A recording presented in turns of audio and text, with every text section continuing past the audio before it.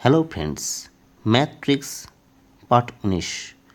Math tricks part 19-এ 5টি গুরুত্বপূর্ণ প্রশ্ন নিয়ে আলোচনা করব। চলুন শুরু করি। কোশ্চেন নাম্বার 1, 250 মিটার লম্বা একটি ট্রেন একটি সাংকেতিক খুঁটিকে 15 সেকেন্ডে অতিক্রম করে। ট্রেনটির গতিবেগ কত?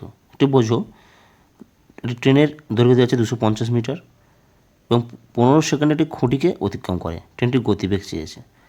আমরা জানি স্পিড সমান ডিস্টেন্স বাই টাইম। ওকে, দূরত্বকে সময় ভাগ করে আমরা গতিবেগ পেয়ে যাই। তাহলে এক্ষেত্রে গতিবেগ চেয়েছে, তাহলে এখানে ডিস্টেন্স কত আছে? 250 মিটার। বুঝে গেল? সময় কত আছে? 15 সেকেন্ড। আমরা উত্তরে কী পেয়েছি? কিলোমিটার পার ঘন্টা আছে। এবার মিটার পার সেকেন্ডকে কিলোমিটার পার ঘন্টা করতে গেলে 18/5 দিয়ে গুণ করতে হয়। ক্লিয়ার? এবং কাটাকুটি করব। 5 5 25, 0, 5 10 50, 5 3 15, 3 6 18, 10 আর 6 গুণ করলে হয় 60 কিলোমিটার পার আওয়ার। অপশন দেখব, option B 60 kilometre per hour. Option B is the correct answer. Okay, কী করলাম? 250 মিটার লম্বা একটি ট্রেন, ট্রেনের দৈর্ঘ্য দেওয়া আছে 250 মিটার, একটি সাংকেতিক খুঁটিকে 15 সেকেন্ডে অতিক্রম করে। ট্রেনটির গতিবেগ কত? আমরা জানি স্পিড সমান ডিস্টেন্স বাই টাইম। অতিক্রান্ত দূরত্বকে সময় দিয়ে ভাগ করে আমরা গতিবেগ পাই। তাহলে এক্ষেত্রে গতিবেগ চেয়েছে, ট্রেনটির গতিবেগ চেয়েছে। স্পিড সমান ডিস্টেন্স বাই টাইম। এক্ষেত্রে ডিস্টেন্স কত? 250 মিটার। ডি সমান 250 বসিয়েছি, বাই টাইম সমান কত? 15 সেকেন্ড। 15 বসিয়েছি।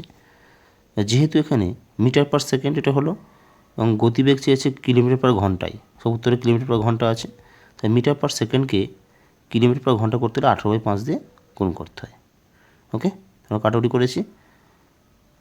60 kilometre per hour. Option B is the correct answer. নিশ্চয়ই বুঝতে পেরেছ? ওকে। কোশ্চেন নম্বর 2, একটি বর্গক্ষেত্রের বাহুর দৈর্ঘ্য 7√2 সেন্টিমিটার। বর্গক্ষেত্রের ক্ষেত্রফল কত? তাই বর্গক্ষেত্রের বাহু দেওয়া আছে, বর্গক্ষেত্রের ক্ষেত্রফল চেয়েছে।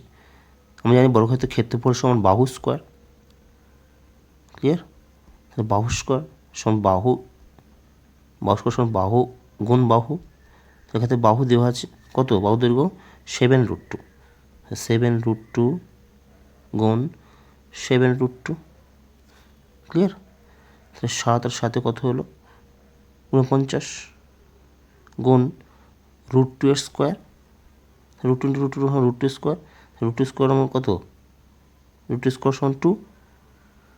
তাহলে 49 গুণ 2 সমান 98 বর্গ সেন্টিমিটার। বুঝে গেল? অপশনে দেখব, অপশন বি 98 বর্গ centimetre is the correct answer. একটু বুঝে নাও। বর্গক্ষেত্রে বাহুর দৈর্ঘ্য দেওয়া আছে 7√2, বর্গক্ষেত্রের ক্ষেত্রফল দিয়েছে। তা আমরা জানি বর্গক্ষেত্রের ক্ষেত্রফল সমান বাহু স্কোয়ার, বাহু গুণ বাহু।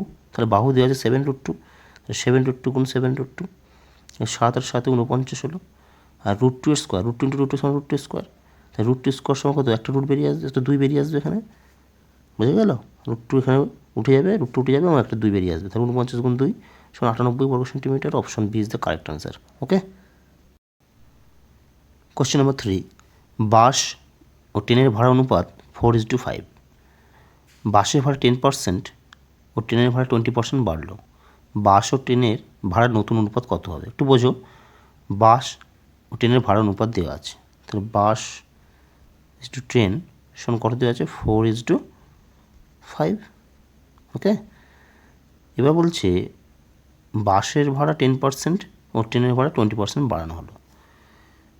একটু সহজ করার জন্য কী করলাম? ওকে 10 দিয়ে গুণ করলাম ওই বাস ও ট্রেনের ভাড়াকে। তাহলে 40 গুণ 10, 4 গুণ 10 সমান 40, 5 গুণ 10 সমান 50। তো সহজ করে করলাম। বুঝা যাচ্ছে? তাই বাসের ভাড়া 10% বাড়ানো হলো। তাহলে 40-এর 10% মানে কত? 4 টাকা। তাহলে 40 যোগ 4 সমান 44 হলো। আর ট্রেনের ভাড়া 20% বাড়ানো হলো। তাহলে 50-এর 20% মানে কত? 10 টাকা। বুঝা গেছে? 50 টাকা 20% 10 টাকা। তাহলে 50 আর 10 যোগ করলে হয় 60 টাকা। তাহলে এটাই হলো নতুন অনুপাত, 44:60। ক্লিয়ার? আমরা কাটাকুটি করবো। 4 11 44, 4 15 60। তাহলে এই অনুপাতটা আমরা ভেঙে নিলাম। 11:15 উত্তরে দেখব option C 11:15 is the correct answer. বুঝা গেছে? কী করলাম দেখো, বাস ও ট্রেনের ভাড়া অনুপাত দেওয়া আছে 4:5। বাসের ভাড়া 10% ও ট্রেনের ভাড়া 20% বাড়ানো হলো। তো নতুন ভাড়া অনুপাত কত হবে? বাস আর ট্রেনের ভাড়াটা লিখে নিচ্ছি 4:5। একটু সহজ করার জন্য আমি 10 দিয়ে গুণ করেছি বাসের ভাড়া ট্রেনের ভাড়া, তাহলে 40, এটা 50। বাসের ভাড়া 10% বাড়িয়েছে, তাহলে 40-এর 10% মানে কত? 4 টাকা। 40 যোগ 4 সমান 44। আর ট্রেনের ভাড়া 20%, ওকে, তাহলে 50-এর 20% সমান 10 টাকা। তাহলে 50 যোগ 10 সমান 60। তাহলে নতুন অনুপাত কী বললাম? 44:60। কাটাকুটি করলাম, 4-11 44, 4-15 60। তাহলে নতুন অনুপাত পেলাম 11:15। Option C is the correct answer. Okay. Question number 4, একটা গুরুত্বপূর্ণ প্রশ্ন। একটি পরীক্ষায় 9 জন ছাত্রের প্রাপ্ত গড় 86। যদি তাদের মধ্যে 4 জন ছাত্রের প্রাপ্ত গড় নম্বর হয় 81, তবে বাকি 5 জন ছাত্রের গড় নম্বর কত? তাহলে কী দেওয়া আছে? 9 জন ছাত্রের গড় হচ্ছে 86।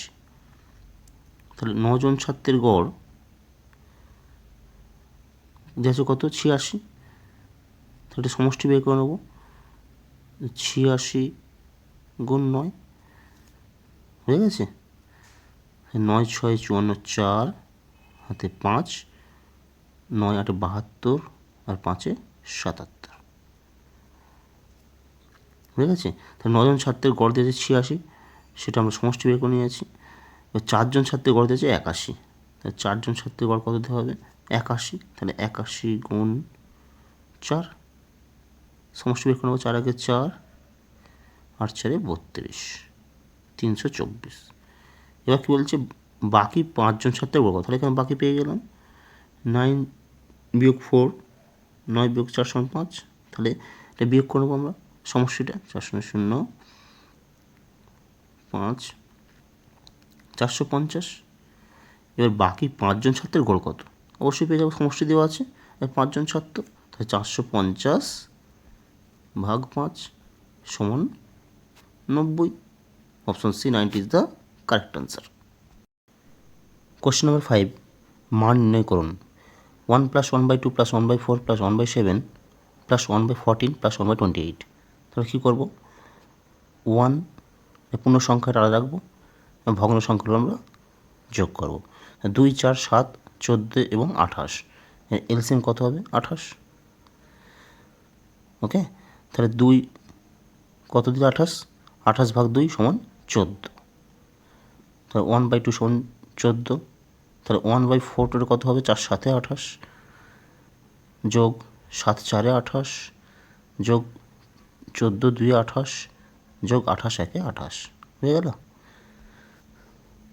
1 প্লাস, তারপরে যোগ করবো 14 সাথে 21, 21 4 25, 25 2 27 আর 1 28, 28 বাই নিচে 28, তো 28 আর 28 1 28, 1 যোগ 1 সমান 2। অপশান দেখবো, option A is the correct answer. Okay, তাহলে কী করলাম? 1 + 1/2 + 1/4 + 1/7 + 1/14 + 1/20 মান নির্ণয় করুন। একটু বোঝো, এখানে 1 যে পূর্ণ সংখ্যা, বাকিগুলো সব ভগ্নাংশ সংখ্যা। তাহলে 1টাকে আমি আলাদা রেখেছি এবং ভগ্নাংশের সংখ্যাগুলো আমরা যোগ করেছি। তাই ভগ্ন সংখ্যা যোগ করে উপরে লব নিচে হর, হরগুলো লসাগু হবে। লসাগু হয়েছে 28। 2 4 7 14 28, লসাগু হচ্ছে 28। এবার 2 প্রথমটাকে কত হলো? 1 2, তাহলে 28 ভাগ 2 সমান 14। তো 4 7 28, 7 4 28, 14 2 28, 28 1 28। ওকে, উপরে যোগ করলাম 14 যোগ 7 21, 21 4 25, 2 27 আর 1 28, 28 বাই 28 সমান 1, 1 + 1 যোগ করলে হয় 2। Option A is the correct answer. নিশ্চয়ই বুঝতে পেরেছো? ওকে।